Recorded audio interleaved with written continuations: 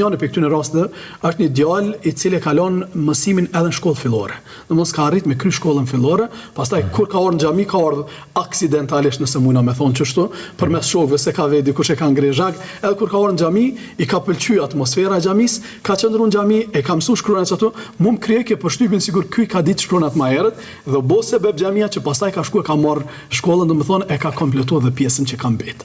Pra hoxha nuk fokusohet vetëm strikt në mësime fetare. Jo, kush mu edhe që unë përveç mësimeve fetare i kushtoj rëndësi shumë formës së shprehjes me gojë edhe shprehjes me shkrim. Domethënë për mu po të mos isha imam, po të mos isha hoxh, veç se dashuria për fe ma ka mujt, se unë kur kam qenë i vogël kam menuar që kam u bë albanolog.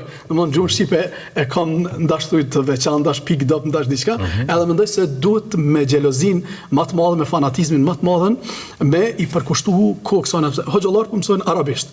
Të tjerët mësojnë anglisht, mësojnë gjermanisht, mësojnë ku diun gjuhët e botës, sepse po i duan për diçka, po në çat gjuhë që Allah na boni me lind çat popull që për mua gjuha më e bukur mas Kur'anit madhërshëm s'ka gjuhë më të bukur, edhe për çdo shqiptar kështu do të më qenë. Prandaj domethënë për çfarë çka po bën. Shpesh më thonë njerëzit se unë kam mësuar gjuhën, gramatikën e gjuhës shqipe prej anglishtës. Të tjerë thonë e kam mësuar gramatikën e gjuhës shqipe prej arabishtës.